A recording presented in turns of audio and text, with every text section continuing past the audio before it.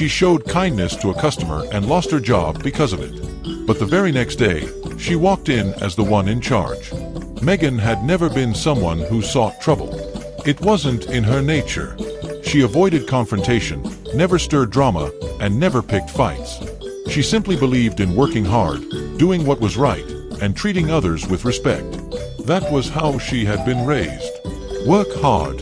Respect people. Stay out of conflict when things got complicated. But sometimes, doing the right thing had consequences. She was about to learn that lesson the hard way. For nearly 3 years, Lancaster Grill had been her second home. It wasn't fancy, just a small diner on the east side of Columbus, tucked between a laundromat and a gas station. The kind of place where truckers grabbed coffee, families gathered for Sunday breakfast, and the waitstaff memorized your order before they even learned your name. It was the kind of job that was easy to take for granted. Long hours, mediocre pay, and management that barely cared. Still, Megan stayed. She had bills to pay, rent that was already too high for a one-bedroom apartment, and a younger brother, Evan, in his second year of college. He had no idea she helped cover his textbooks and groceries when their mom couldn't. She never told him, just quietly sent a little extra when she could. That's why she took on double shifts. That's why she tolerated customers who barely looked her in the eye. Why she put up with coworkers who treated kindness as a weakness. She had seen enough to make her stomach turn. Beth, the senior waitress, ignored customers she deemed unworthy while she laughed and flirted with others. Jason, a newer server, intentionally avoided certain tables. The entire mood of the restaurant shifted based on who walked through the doors. It wasn't just about money. A businessman in a tailored suit would be greeted with smiles and conversation. A working-class customer in a paint-stained uniform? Rushed service. And if someone looked like they wouldn't tip well, some staff wouldn't even try. Megan hated it, but saying something wasn't an option. She had learned that lesson months ago. A passing remark about a table waiting too long had earned her a cold stare from Beth and a snide response. You don't get paid extra for being a saint, Megan. That was the rule. Play along or keep quiet. Megan had chosen silence. Until that night. And after that night, nothing would ever be the same again. The dinner rush had passed. The restaurant was slowing down. It was a quiet Wednesday evening, the kind Megan didn't mind. Fewer customers meant fewer spills, fewer complaints, and fewer fake smiles from coworkers who only cared when it suited them. She was at the counter, refilling sugar dispensers, when the bell above the door jingled. An older black man stepped inside. His clothes were clean but slightly worn. Nothing flashy, just a button-up and slacks. He carried himself with quiet confidence, but Megan noticed the hesitation. The way his eyes scanned the room before he took a step forward. She recognized that look. She had seen it before, customers who already knew what kind of welcome they were, or weren't, about to get. The reaction from her coworkers came instantly. Beth, leaning against the counter, didn't bother looking up from her phone. Jason, laughing with another server near the drink station, glanced at the man, made eye contact for half a second, then turned away. No greeting. No, welcome to Lancaster Grill. Just silence. Megan felt the weight of it settle around her, thick and uncomfortable. This wasn't an accident. Her coworkers had made a choice. For a moment, Megan considered keeping her head down. It would be easier. It always was. Then she looked at the man again. The way he stood there, waiting, like he was giving them a chance to prove him wrong. Just this once. So, she made a choice too. She wiped her hands on a napkin, grabbed a menu, and walked over. Evening, sir, she greeted, voice warm but casual. Just you tonight. He met her eyes. Something in his expression softened. Yes, ma'am. Megan smiled and gestured to a booth by the window. Follow me. This okay? Perfectly fine. She handed him the menu, pulled a pen from behind her ear. Can I start you off with something to drink? Coffee, he said. Black. Coming right up. She moved quickly, grabbing a fresh pot and pouring his cup herself. She could feel Beth's eyes on her. Jason, too. But she didn't turn around. As she set the cup in front of him, the man glanced around, then back at her. His voice dropped slightly. "You the only one working tonight?" Megan knew what he meant. She flicked her gaze toward Beth and Jason. Beth whispered something. Jason smirked. "Feels like it sometimes," she said. The man chuckled. He flipped open the menu. "What's good here?" Megan tilted her head, thinking. "Depends on what you're in the mood for. If you want something hearty, the pot roast is made fresh. But if you want my personal favorite, the grilled salmon is the way to go." He raised an eyebrow. "That so?" She nodded. "Promise you won't regret it." A small smile tugged at the corner of his lips. "Salmon it is." Megan jotted it down. "Great choice." She turned toward the kitchen. As she walked past Beth, she heard it, just loud enough to be heard. "She's wasting her time." Megan clenched her jaw, but she kept walking. By the time she placed the order and returned with a coffee refill, she felt it. The shift in the air. It was subtle, but it was there. The way Beth's eyes narrowed. The way Jason kept glancing toward the booth, waiting for Megan to slip up or say something she shouldn't. Even Tom had peeked out from his office, scanning the room before disappearing again. Megan had a sinking feeling. She had just put a target on her back. She wouldn't know how bad it was until the next morning. "That's so." She nodded. "Promise you won't regret it." His smile was small but real. "Salmon it is." Megan scribbled it down. "Great choice." As she made her way back to the kitchen, Beth's voice reached her, just loud enough to hear. "She's wasting her time." Megan clenched her jaw but kept walking. By the time she placed the order and returned with fresh coffee, the shift in the air was unmistakable. Subtle but there. Beth's gaze narrowed. Jason kept throwing glances toward the booth, like he was waiting for Megan to make a mistake. Even Tom peeked from his office, eyes scanning the room before slipping away again. Megan felt it then. A target had been placed on her back. She just didn't know how bad it would get. She barely slept that night. Beth's muttering, Jason's smirk, Tom's glance, it all lingered. Maybe she was overthinking. She had done nothing wrong. In fact, she had done exactly what a waitress was supposed to do. Serve customers. So why did her stomach twist when she pulled into the Lancaster Grill parking lot the next morning? The air was crisp, the sun barely peeking over the buildings. She grabbed her apron, slung it over her shoulder. A few cars sat in the lot. Tom's was one of them. Megan stepped inside, expecting the usual. Beth and Jason chatting, the kitchen staff prepping, the low hum of the radio. But something was off. Beth wasn't leaning against the counter. Jason wasn't making coffee or cracking jokes. Instead, they were watching her. Beth had a sly smile. Jason's arms were crossed. Neither spoke. Megan gripped her apron tighter. A door creaked open.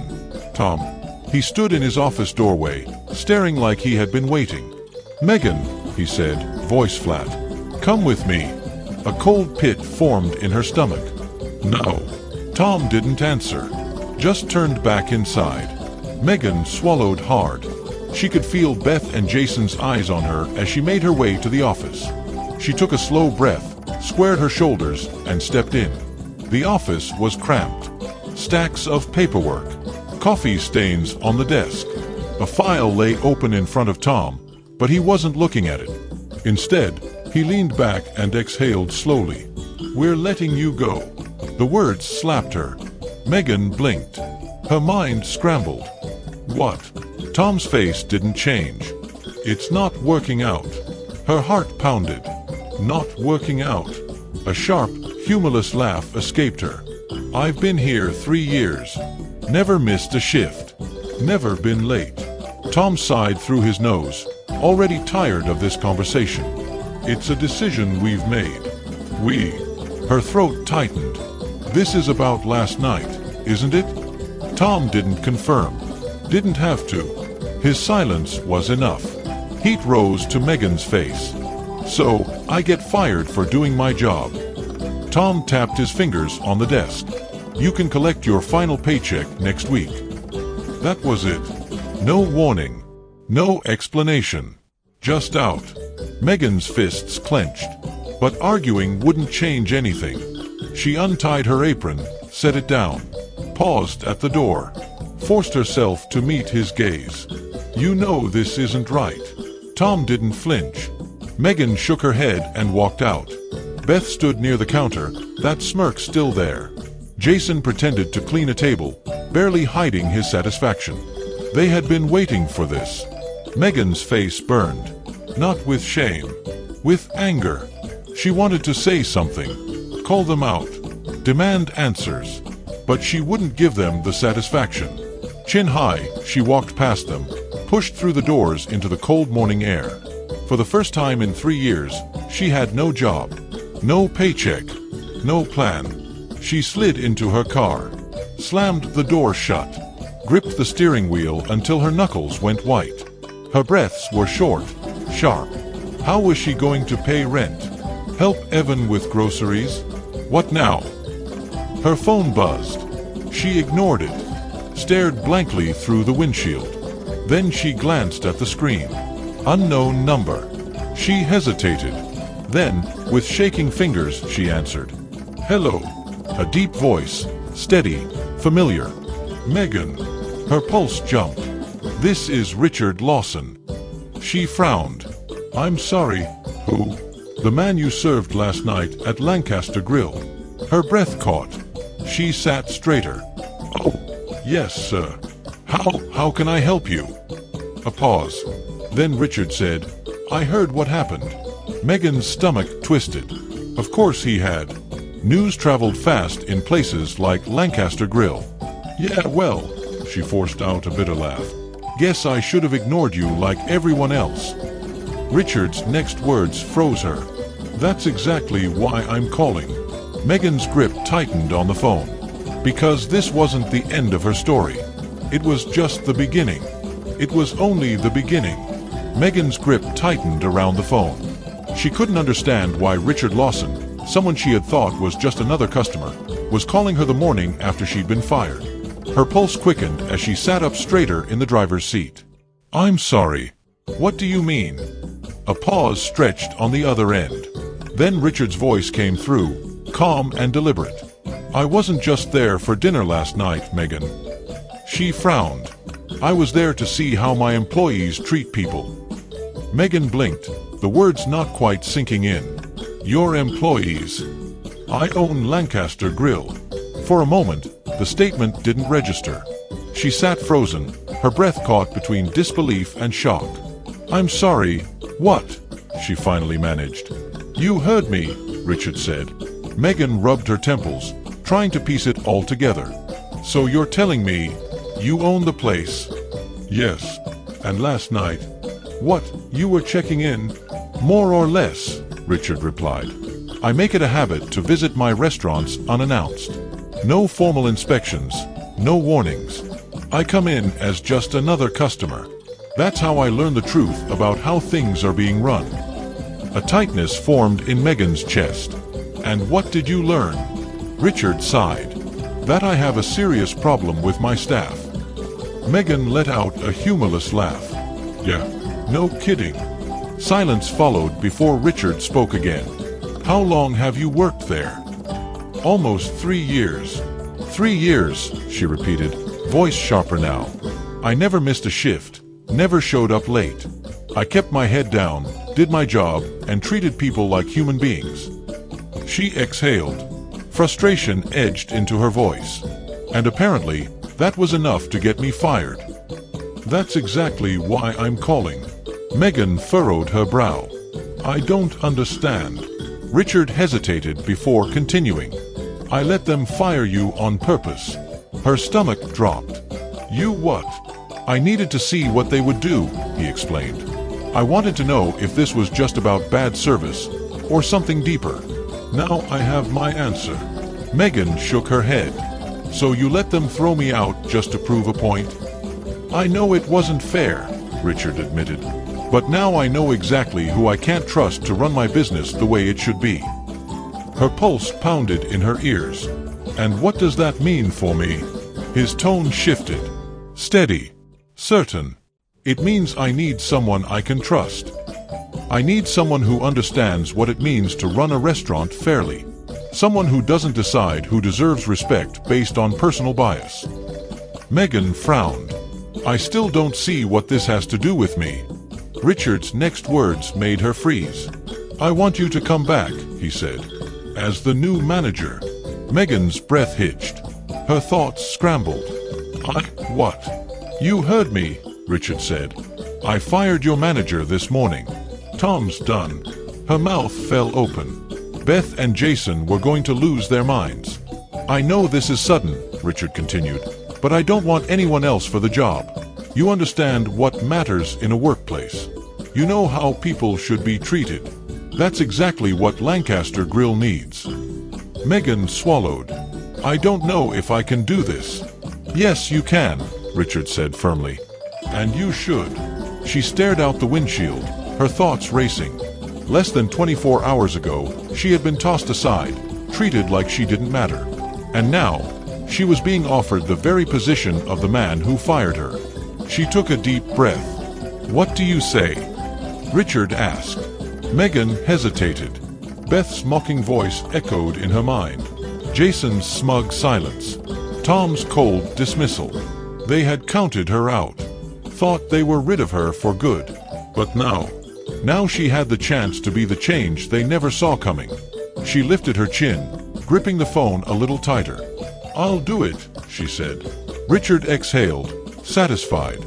"Good. Come in tomorrow morning. You start at 8. Megan nodded, even though he couldn't see her. "I'll be there."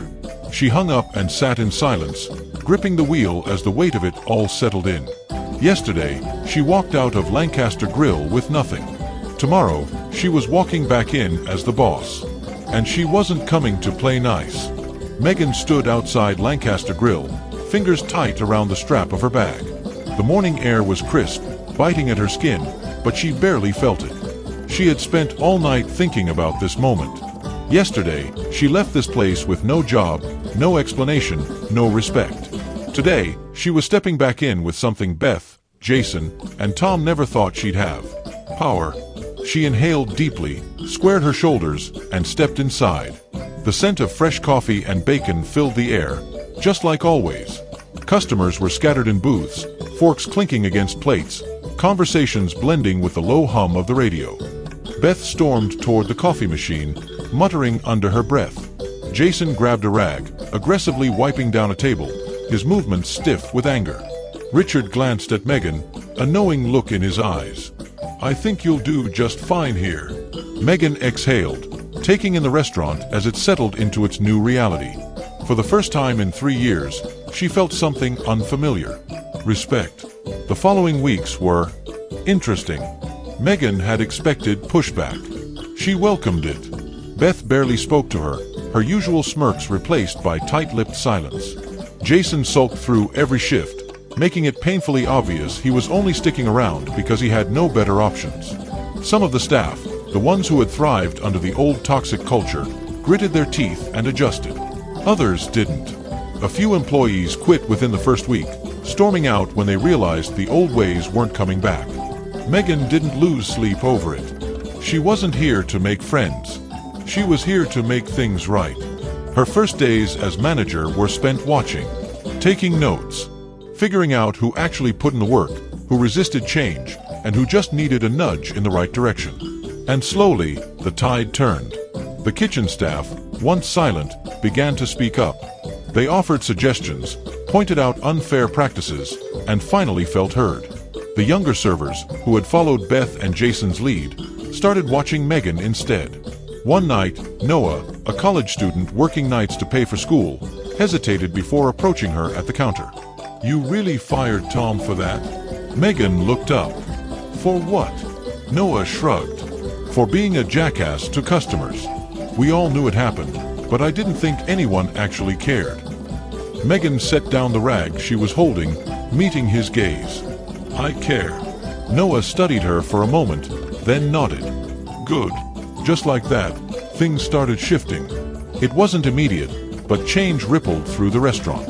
Customers who had been ignored before now returned, their smiles genuine. Regulars who never spoke much started opening up, chatting about their day, tipping more than before. Even the staff, once skeptical, started following Megan's lead. One afternoon, Richard walked in. Megan was in the middle of balancing invoices when she heard his voice. "How's my investment doing?" She glanced up, pushing the paperwork aside. "I think we're in good shape." Richard surveyed the restaurant. It was busy. The energy had changed. Staff moved with purpose, the atmosphere lighter. The tension that once smothered the place was gone. Richard nodded, satisfied. "Told you you'd be fine." Megan leaned against the counter. "You didn't exactly give me a choice." Richard chuckled. "No, I didn't." Megan let her eyes wander over the restaurant. "It's strange," she admitted. "For the longest time, this was just a job. A paycheck. And now..." Richard's expression softened. "Funny how life works, huh?" Megan thought back to that morning in her car, feeling like she had lost everything. And yet, here she was. She wasn't just another waitress anymore. She was the boss. And she had made damn sure Lancaster Grill would never go back to the way it was. Doing the right thing was never simple. At times, it took everything from you. Yet, other times, it rewarded you beyond expectations. If this story struck a chord with you, remember to like, subscribe, and share. Because integrity is everything, and it begins with how we treat those around us.